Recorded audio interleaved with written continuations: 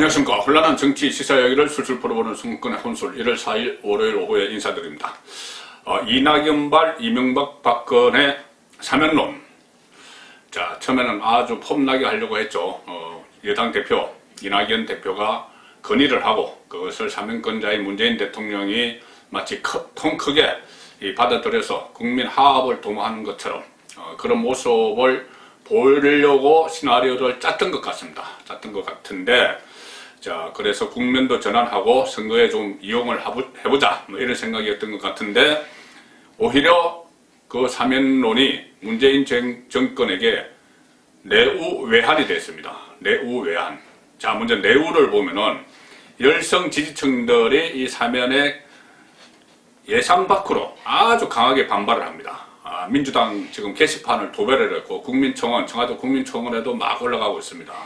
그래서 이낙연 오늘은 최고위원회에서 사면의 사자도 꺼내지 못할 정도로 위축됐고 일단 퇴각을 하는, 숨을 죽이는 그런 모습을 보이고 있습니다. 지금 열성, 극성 지지자들은 이낙연 대표직에서 사퇴하라, 대신 대권 도전도 하지 마라, 대신 추미애가 나가라, 이런 얘기까지 막 하고 있습니다. 문재인 대통령과 사전 조율해서 차례상, 설날 차례상 민심에 어떻게 이 사면을 올려보자, 뭐 이런 구상이었던 것 같은데 오판이죠. 오히려 문재인 정권의 태생적인 한계를 확인하는 그런 과정을 거쳤다, 저는 그렇게 생각합니다. 지금 문재인 정부는 박근혜 전 대통령 탄핵을 딛고 일어섰죠. 정권을 만들었죠. 그런데 그 정권의 주인이라고 생각하는 사람들이 있습니다. 문재인 정권의 주인은 우리다, 이렇게 생각하는 사람들. 민노총, 계속 민노총이 청구서를 갖다 내밀었죠. 문재인 정부에 대해서. 그리고 진보 좌파 시민단체, 여전히 문재인 정권은 우리가 만든 거다, 이렇게 박근혜 정권 우리가 문을 들었다, 이렇게 생각하는 사람들이 있는데, 그 사람들이 지금까지는 문재인 열성 지지층, 이른바 대깨문, 뭐 이런 식으로 돼 있었습니다. 돼 있었는데, 이 문재인 대통령은 그 열성 지지층, 극성 지지층을 믿고 국정 운영을 해왔죠. 국민 갈라치기, 편가르기 하면서 이른바 적폐 청산, 뭐 이런 작업을 쭉 하면서 뭐 친일, 반일 그때도 있었고, 프레임을 우리 편, 너 편 이렇게 갈라서 국정을 유지를 해왔습니다. 정권을 유지를 해왔죠. 그런데 이 레임덕, 임기 말에 레임덕이 막 다가오니 이것을 돌파하는 카드로 또 서울시장, 부산시장 선거에서 써먹기 위해서, 또 모든 국정 실패를 좀 가리기 위해서 사면 카드를 꺼내려고 하니 본성이 드러나는 겁니다. 본성이 드러나서 무슨 소리냐, 그거를 뭐 정권 문제고 그렇게 안 돼, 마음대로, 당신 마음대로 이렇게 할 수 없어. 그래서 결국은 사면권자가 사면조차 제대로 하지 못하는, 끌려다니는, 말도 못 꺼내는, 그래서 극성 지지층에 끌려다니는 나약한 정권, 문재인 정권의 한계를 노출시켰다, 그런 결과를 낳았습니다. 외환, 야당, 처음에는 이 사면을 해주겠다, 이렇게 시혜를 베푸는 척 하면 뭐 사면 대상자죠. 이명박 박근혜 전 대통령이 뭐 좀 감지덕지하고, 또 그 상황에서 나오면은 특히 박근혜 전 대통령이 나오면은 탄핵 찬반 양론이 붙어서 야권이 분열될 것이다, 막 이런 그 책략을 썼던 것 같은데, 그렇지 않습니다. 오히려 MB 박근혜 양쪽 다 부글부글 끓고 있습니다. 우리가 언제 사면해달라고 했느냐, 언전을 베풀려고 했느냐. 자, 감지덕지하기는커녕 오히려 폭발을 했습니다. 특히 어제 민주당 긴급 최고위원회의에서 반성을 하면은, 두 사람이 반성을 하면은 뭐 사면할 수도 있다, 이런 이야기가 나온 것을 듣고 이 양쪽 다 어처구니 없이 하는 그런 반응들이 나오면서 오히려 야권이 뭉치는 그런 현상이 일어나고 있습니다.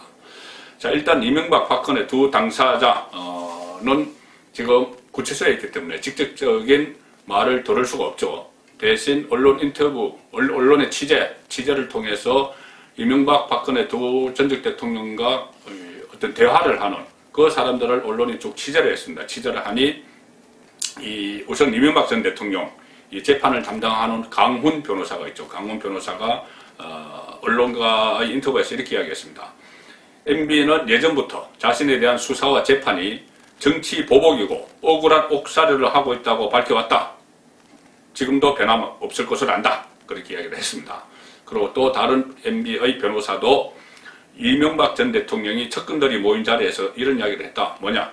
잘못한 게 없는데 왜 사과를 해서 서면을 받아야 하느냐? 사면을 받아야 하느냐? 죄송합니다. 왜 사과를 해서 잘못한 게 없는데 왜 사과를 해서 사면을 받아야 하느냐? 사면은 입도 뻥긋하지 말라. 그렇게 측근들에게 지시를 했다고 합니다. 그리고 실제로 그 MB가 재구속되면서 남긴 말이 있었죠. 몸은 가둬도 진실을 가둘 수는 없다. 자, 그런 상황에서 무슨 반성을 하고 사면을 받아겠습니까? 특히 친이계, 과거 친이명박계 좌장이었죠. 이재호 의원은 아주 격한 감정을 방송에서 토로를 했습니다. 자, 정치보복으로 잡혀갔는데 무슨 소리냐? 이렇게 이야기했습니다. 한나라의 정권을 담당했던 전직 대통령들을 시중 잡범 취급하느냐? 이렇게 격앙된 반응을 보였습니다. 사과하면 용서해주겠다. 이런 말이 나오니 그렇게 되는 것이죠. 박근혜 전 대통령 쪽도 감흥은커녕 오히려 어이가 없어서 부글부글 또 끓고 있습니다. 박근혜 전 대통령과 이 중앙일보 취재입니다. 박근혜 전 대통령과 서신을 주고받고 있는 그 옥중에 있는 박근혜 전 대통령과 서신을 주고받고 있는 한 측근과 인터뷰를 했는데 이렇게 이야기합니다. 사면론이 흘러나오고 있다는 걸 박근혜 전 대통령도 알고 계시지만 이에 대해 무슨 말씀을 하진 않으셨다. 사면론 이야기가 있습니다. 그러니까 그냥 듣고만 있었다는 이야기죠. 그러면서 이 측근의 이야기입니다. 여권에서 정치적으로 사면 이야기를 꺼냈을 뿐 거기 흔들릴 필요가 없다. 이것은 박근혜 전 대통령의 뜻이겠죠. 그리고 애초에 재판이 잘못됐다고 입장을 밝혔고 박근혜 전 대통령이 재판 잘못됐다는 입장을 밝혔고 지금도 그 생각에는 변화가 없다. 이렇게 선을 그었다. 그러니 이 박근혜 전 대통령도 무슨 언전을 베푸는 식의 사면은 바라지 않는다. 그 이야기입니다. 그리고 탄핵 이후 좀 숨을 죽여왔던 친박계 정치인들이 지금 일제히 문재인 정권을 규탄하기 시작했습니다.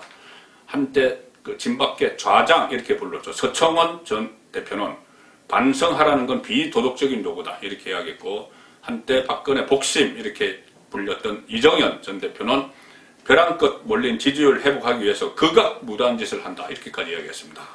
박근혜를 희생물로 삼는 정치 쏘다. 이렇게도 이야기했고요. 자, 이렇게 은퇴한 친박이 지금 한 목소리를 내면서 문재인 정권을 규탄을 하고 국민의힘 당 안에서도 주류와 비주류가 같은 목소리를 내고 있습니다. 주호영 원내대표는 심지어 전장에서 항복한 장수에 대해서도 기본적인 대우는 한다. 칼자루 잡았다고 사면을 정략적으로 활용해 장난치면 안 된다. 자, 이렇게까지 경고를 했고 비주류 장제원 의원도 우롱당하는 느낌이다. 이런 말을 했습니다. 범야권에 있는 안철수까지 나서서 과거에 탄핵에 찬성을 했는데 문재인이 직접 본인 생각을 국민 앞에 밝혀라. 사면을 정치에 이용하지 마라. 이렇게 가담을 하고 있습니다. 결국 야권 분열을 위해서 야권 분열을 노리고 던진 이 사면 카드가 오히려 지금 부메랑이 돼서 여권을 분열시키고 야권은 결속시키는 그런 결과를 낳고 있습니다. 친이, 친박, 현 지도부, 비당권파, 심지어 안철수까지 전부 하나로 뭉치게 만들어버리는 그런 결과가 됐죠. 자, 이렇게 되면 가장 궁지에 몰린 인물은 이낙연, 문재인, 특히 이 두 사람은 짜고치기 실패했죠. 물론 아직도 더 밀어붙일 가능성이 있습니다. 어쨌든 문재인 대통령은 본인이 지금 정권의 진짜 주인이 아니다. 이런 것을 자각했을지도 모릅니다. 사면권을 좀 가지고 어떻게 정치적으로 이용하려고 했는데 이른바 열성 지지층들이 막 반대를 하니까 할 수도 없는 그런 상황이 몰렸죠. 지지층마저 지금 분열을 하면서 레임덕을 재촉하는 엉뚱한 방향으로 상태가 진전이 되고 있습니다. 자, 그래도 설 연휴 직전에 사면을 단행할 가능성은 아직도 남아있다고 봅니다. 막상 두 전직 대통령이 구체소에서 나오게 되면 그때는 여권이 지금 문재인 지지층들이 또 하나로 뭉치고 야권이 분열될 가능성 그것을 아직도 여전히 기대하고 있기 때문에 이 사면을 강행을 할 수가 있고 특히 모든 국정 실패를 빨아들이는 블랙홀로 이 사면 논의를 만들기 위해서라도 그것을 강행할 가능성은 있는데 실제로 한 가지 성공을 지금 거두고 있죠. 이 사면론이 새해 하도가 되면서 코로나, 백신, 추미애 이런 얘기들이 좀 들어가고 있습니다. 이슈로 이슈 듣기는 일단 성공한 셈이죠. 어쨌든 당분간은 이 사면론, 이것이 전국의 블랙홀이 될 가능성이 높아졌습니다. 송문권의 혼술이었습니다.